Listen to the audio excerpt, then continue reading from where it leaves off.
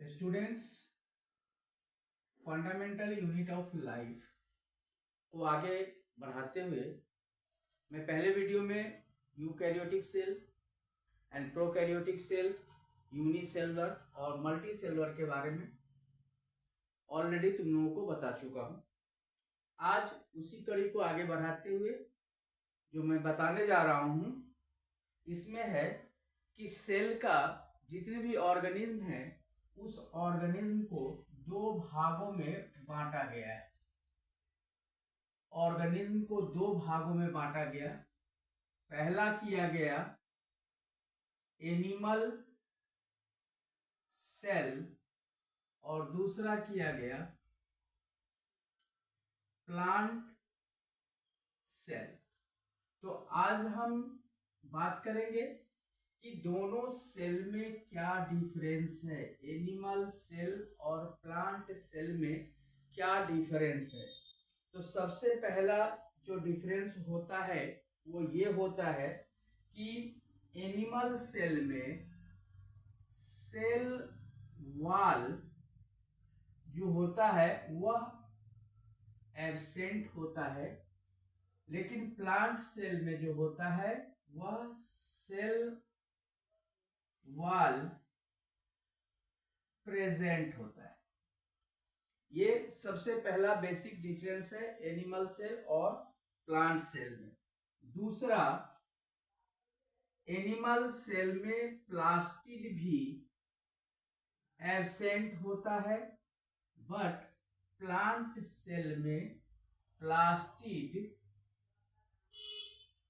Present होता है। Animal cell में प्लास्टिड एब्सेंट होता है, प्लांट सेल में प्लास्टिड प्रेजेंट होता है। तीसरा डिफरेंस जो है, एनिमल सेल में लार्ज सेंट्रल वैक्यूल एब्सेंट होता है, जबकि प्लांट सेल में लार्ज सेंट्रल वैक्यूल प्रेजेंट होता है। इसमें प्रेजेंट होता है, लार्ज सेंट्रल वैक्यूल प्रेजेंट होता है। ठीक है, पहला। इसके बाद एनिमल सेल में सेंट्रियोल प्रेजेंट होता है, जबकि प्लांट सेल में सेंट्रियोल एब्सेंट होता है। सेंट्रियोल इसमें एब्सेंट होता है। एनिमल सेल में जो होता है रिजर्व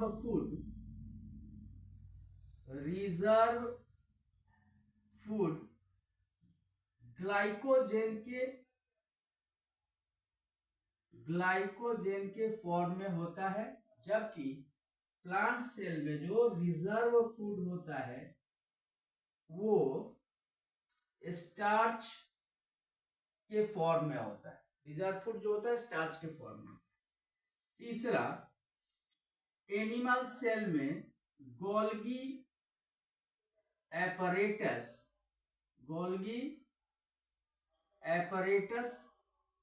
प्रेजेंट होता है, बट एनिमल सेल में यह गोल्गी एपरेटस एब्सेंट होता है और प्रेजेंट होता है डिक्टियोजोम प्रेजेंट होता है ऑन द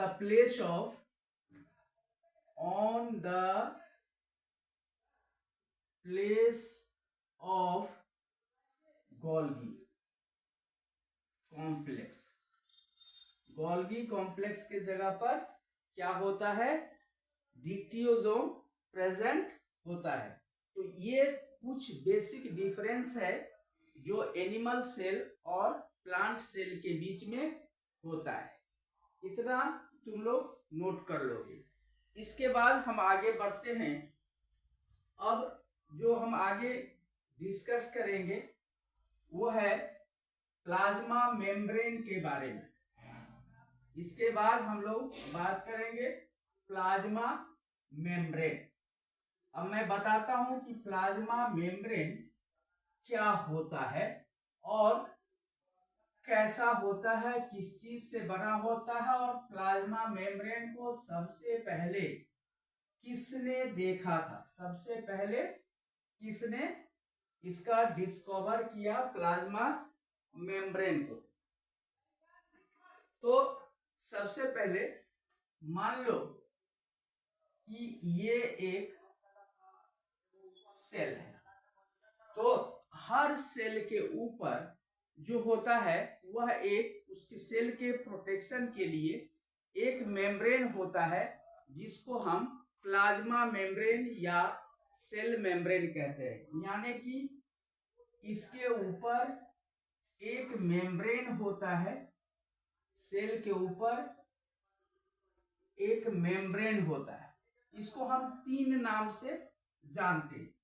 सबसे पहला सेल मेम्ब्रेन, दूसरा प्लाज्मा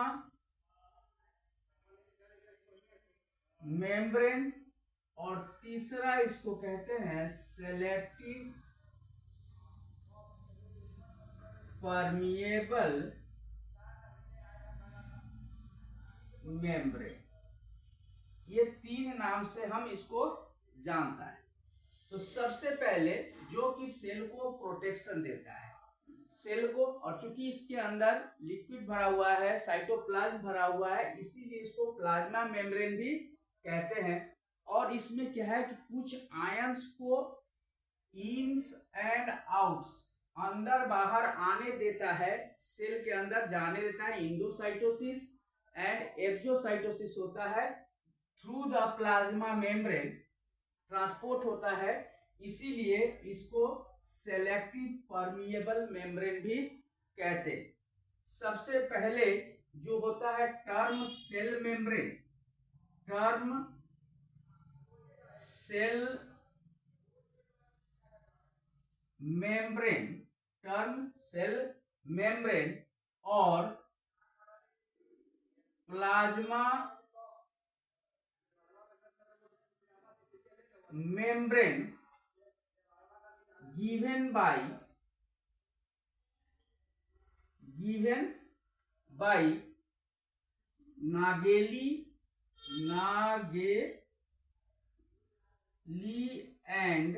नागेली एंड क्रेमर।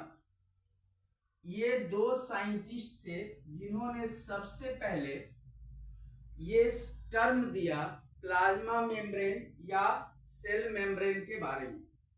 दूसरा term unit membrane, term unit membrane was given by Robinson, term given by Robertson जो है, इन्होंने यूनिट मेम्ब्रेन का नाम दिया। और इस मेम्ब्रेन को तब देखा गया जब इलेक्ट्रॉन माइक्रोस्कोप का आविष्कार हुआ। तो इलेक्ट्रॉन माइक्रोस्कोप का आविष्कार कब हुआ?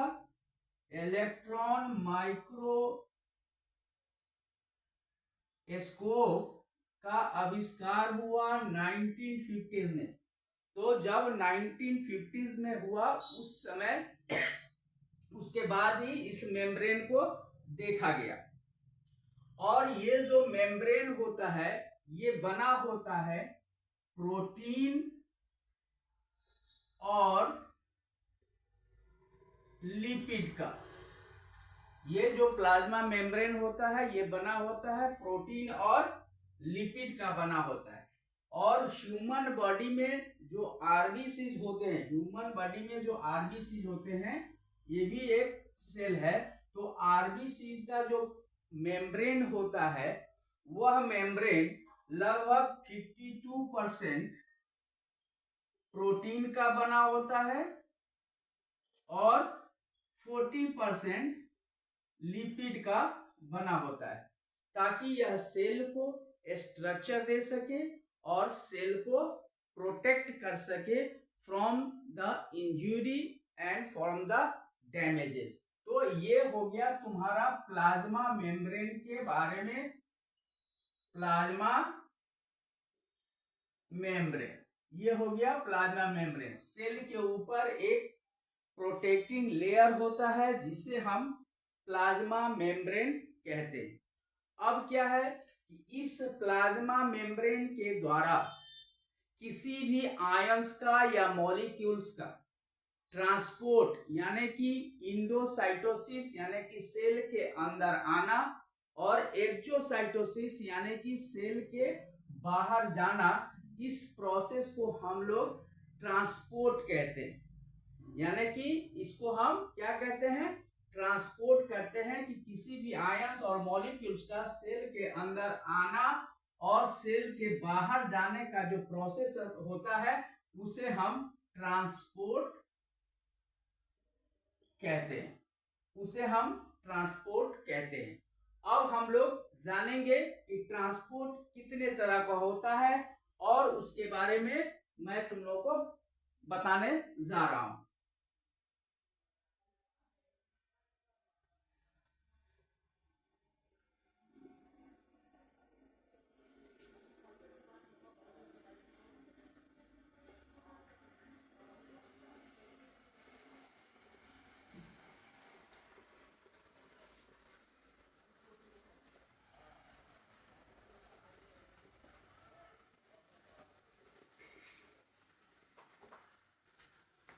अब देखो, अब हम लोग पढ़ेंगे ट्रांसपोर्ट। ट्रांसपोर्ट ट्रांसपोर्ट जो होता है वह 3 तरह का होता है। सबसे पहला होता है पैसिव ट्रांसपोर्ट, दूसरा होता है एक्टिव ट्रांसपोर्ट और तीसरा होता है बल्क ट्रांसपोर्ट। अब इस तीनों के बारे में हम अलग अलग पढ़ेंगे, लेकिन ट्रांसपोर्ट पढ़ने से पहले हमको एक और चीज पढ़ना पड़ेगा जिसको हम लोग कहते हैं ऑस्मोसिस। ऑस्मोसिस क्या है? किसी भी चीज का ट्रांसपोर्ट यानी कि होना, यानी कि from higher concentration to lower concentration, यानी कि higher concentration higher to lower concentration. अगर किसी मॉलिक्यूल का ट्रांसपोर्ट होता है तो वो पैसिव ट्रांसपोर्ट या ऑस्मोसिस कहलाता है। यानी कि यही चीज पैसिव ट्रांसपोर्ट में होगा कि from higher concentration to lower concentration, और इसमें नो एटीपी एक्सपेंस नहीं होता है, इसमें एटीपी का खर्च नहीं होता है, क्योंकि यह हायर कॉन्सेंट्रेशन से लोअर कॉन्सेंट्रेशन के तरफ जा रहा है, इसलिए इसमें एनर्जी, एटीपी मतलब एनर्जी का खर्च नहीं होता है। इसको इस तरह से समझो, मान लो कि तुम लोग अगर किसी ब्रिज के ऊपर साइकिल लेकर खड़े हो और उस ब्रिज से तुमको नीचे उतरना है, तो उस कंडीशन में क्या होगा कि ब्रिज से तुम नीचे आओगे तो बिना पैडल मारे भी तुम ब्रिज के नीचे आ सकते हो, उसमें तुम्हारी एनर्जी खर्च नहीं होगी। और यही प्रोसेस जो होता है वह पैसिव ट्रांसपोर्ट कहलाता है। From higher concentration to lower concentration ingredients अगर किसी चीज का ट्रांसपोर्ट होता है, that is called passive transport. Passive transport clear.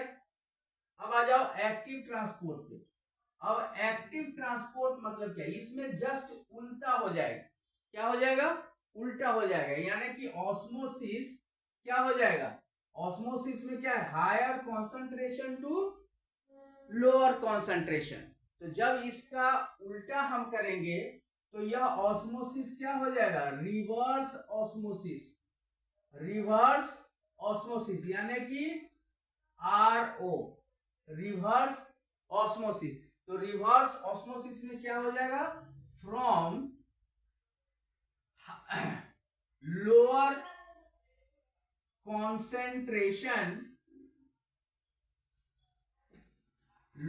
concentration to higher concentration, from lower concentration to higher concentration, यानी कि लो से हाई पे जाना है। जैसे मान लो कि तुम ब्रिज के नीचे हो, ब्रिज के नीचे और साइकिल लेकर तुमको ब्रिज के ऊपर चढ़ना है, तो उस कंडीशन में क्या होगा, तुम्हारी ज्यादा से ज्यादा एनर्जी खर्च होगी कि नहीं होगी। तो इसमें क्या होता है कि मोर एटीपी यानी कि अधिक से अधिक एक्सपेंस होगा एटीपी का, यानी कि एनर्जी ज्यादा लगेगा। और इस तरह का जो ट्रांसपोर्ट होता है उसको हम कहते हैं, क्या कहेंगे, एक्टिव ट्रांसपोर्ट। अब देखो, अब ये ट्रांसपोर्ट भी जो होता है वह दो तरह का होता है, यह ट्रांसपोर्ट भी दो तरह का होता है। कौन कौन सा दो तरह का होता है, समझो।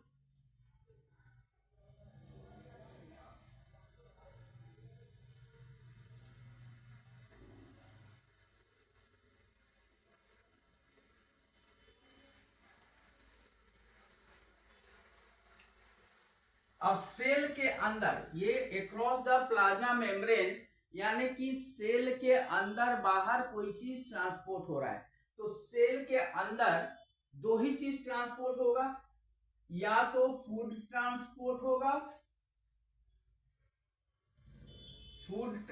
होगा, या लिक्विड का ट्रांसपोर्ट होगा।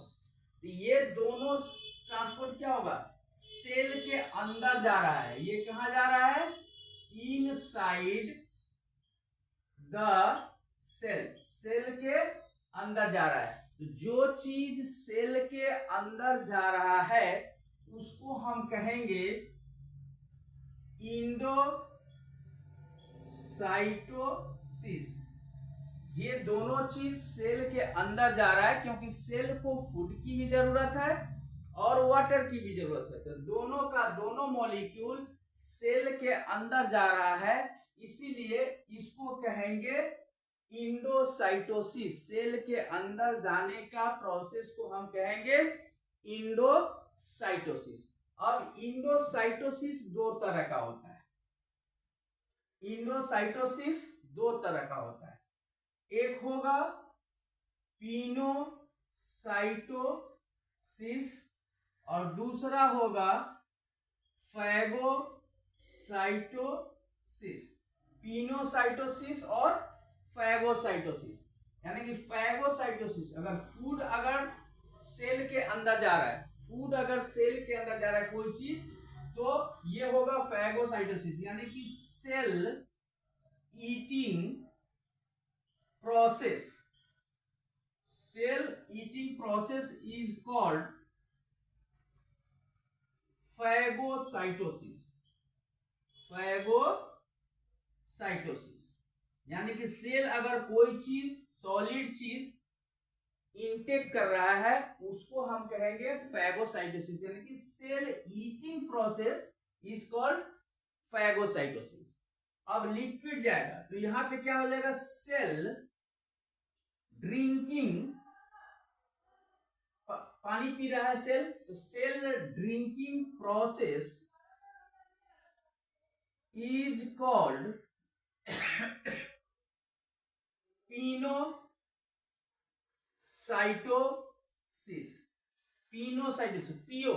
पियो से याद रखना, पियो से इनो, खाओ से फैगो। अगर सेल खा रहा है, दोनों का दोनों क्या हो रहा है, सेल के अंदर जा रहा है, इसलिए दोनों की दोनों प्रोसेस इंडोसाइटोसिस कहलाएगा। लेकिन इंडोसाइटोसिस में अगर सेल कुछ खा रहा है तो होगा फैगोसाइटोसिस। और सेल अगर कुछ पी रहा है, पानी पी रहा है, तो वो होगा पिनोसाइटोसिस। यानी कि cell eating process is called phagocytosis and cell drinking process is called pinocytosis. ये हो गया इंडोसाइटोसिस। अब देखो, अब सेल के बाहर सेल खाया है तो कुछ ना कुछ तो एक्सक्रीट करेगा। अपने सेल जो पचाया और जो नहीं पचा उसको सेल अपने से बाहर करेगा।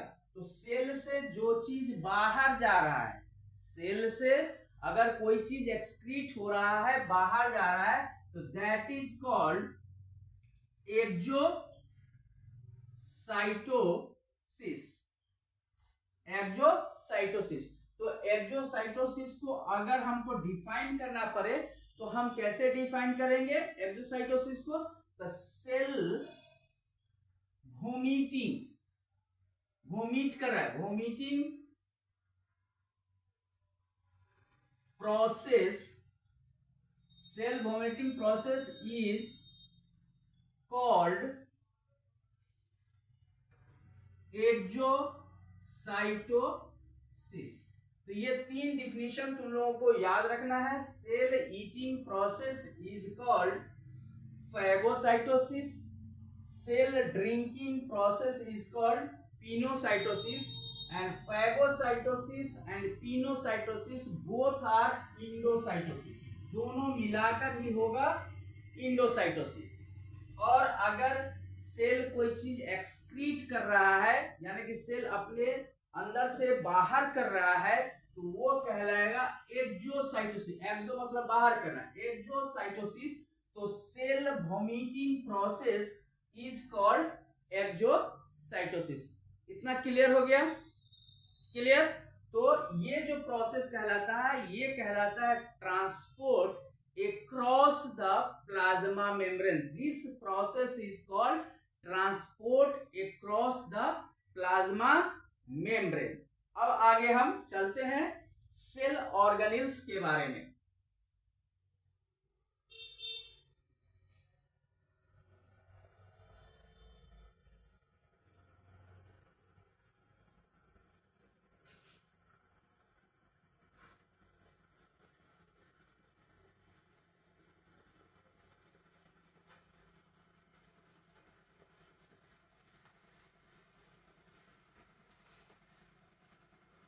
अब देखो, अब हम लोग पढ़ेंगे सेल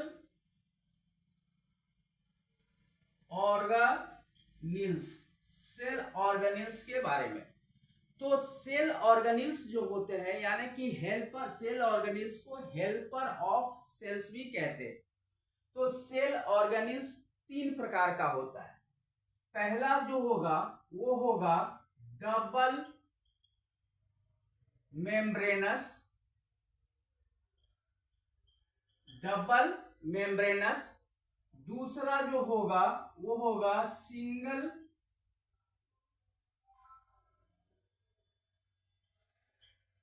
मेम्ब्रेनस। और तीसरा जो होगा वो होगा नॉन मेम्ब्रेनस, नॉन मेम्ब्रेनस। ये तीन तरह का सेल ऑर्गेनेल्स होता है। तो सबसे पहले कौन सा सेल ऑर्गेनेल है जिसके पास डबल मेम्ब्रेनस, यानी कि उसके ऊपर डबल मेम्ब्रेन होते हैं, यानी कि उसका प्रोटेक्शन लेयर जो होता है वह डबल होता है। तो सबसे पहले जो आएगा वो आएगा न्यूक्लियस, दूसरा आएगा माइटोकॉन्ड्रिया, माइटोकॉन्ड्रिया, और तीसरा जो प्लांट्स में पाया जाता है प्लास्टिड्स। यानी कि न्यूक्लियस, माइटोकॉन्ड्रिया और प्लास्टिड्स, ये तीन जो सेल ऑर्गेनेल्स हैं वह डबल मेम्ब्रेनस होते हैं।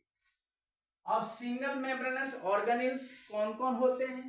तो सिंगल मेम्ब्रेनस ऑर्गेनेल्स में सबसे पहले आएगा लाइसोसोम,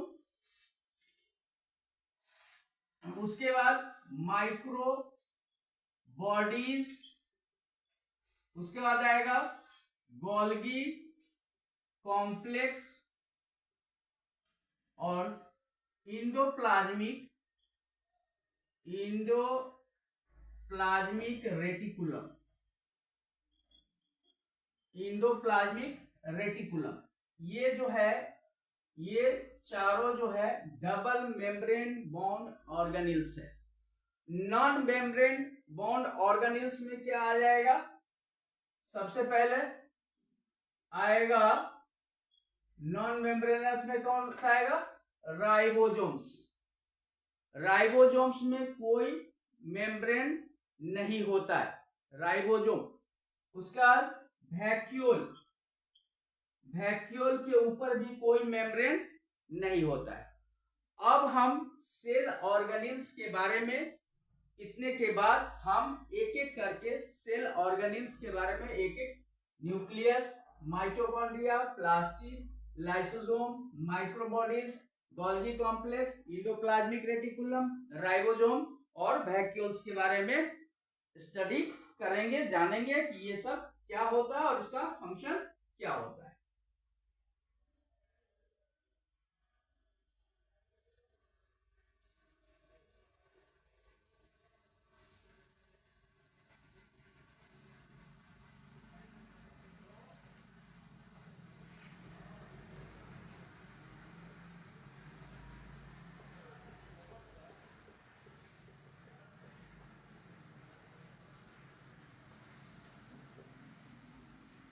अब देखो, सबसे पहले हम लोग बात करेंगे न्यूक्लियस का।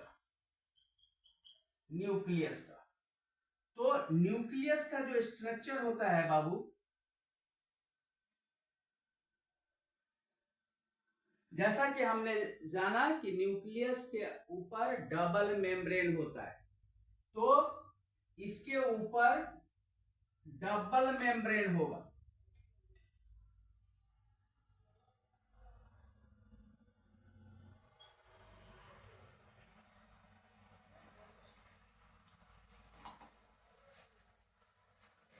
ये न्यूक्लियस का स्ट्रक्चर, ये है न्यूक्लियस का स्ट्रक्चर। अब यहां पे इस तरह का होगा और इसके अंदर भी मैट्रिक्स भरा होगा, यानी कि लिक्विड भरा होगा, जिसको हम दो नाम से जानते हैं। एक को कहेंगे न्यूक्लियो प्लाज्म और न्यूक्लियर मैट्रिक्स, न्यूक्लियोप्लाज्म और न्यूक्लियर मैट्रिक्स। ये जो देख रहे हैं इसमें छोटे छोटे पोर्स होते हैं, न्यूक्लियर के मेम्ब्रेन के अंदर छोटे छोटे पोर्स होते हैं, जिसको हम कहते हैं nuclear pore. Nuclear pore, between the gap between two membrane, the gap between two membrane is called nuclear envelope, nuclear envelope, ठीक है। तो न्यूक्लियर इन्वेलप यानी कि दो मेम्ब्रेन के बीच में जो गैप होता है, उस गैप को हम कहते हैं न्यूक्लियर इन्वेलप। और इसके अंदर एक डेंस स्ट्रक्चर होता है जो क्रोमैटिन के डेंस होने से बनता है, और इस स्ट्रक्चर को हम कहते हैं न्यूक्लियोलस, न्यूक्लियोलस। और इस न्यूक्लियोलस के अंदर में ही क्रोमैटिन फाइबर होता है, जिसमें डीएनए यानी कि किसी भी सेल के जेनेटिक इंफॉर्मेशन का कलेक्शन रहता है। तो आज के वीडियो में मैं इतना ही, टाइम के अभाव में ज्यादा बड़ा ना हो, इसलिए इसको यहीं पर शेष करता हूं, खत्म करता हूं। अगले वीडियो में इसके आगे हम आप लोगों को बताएंगे।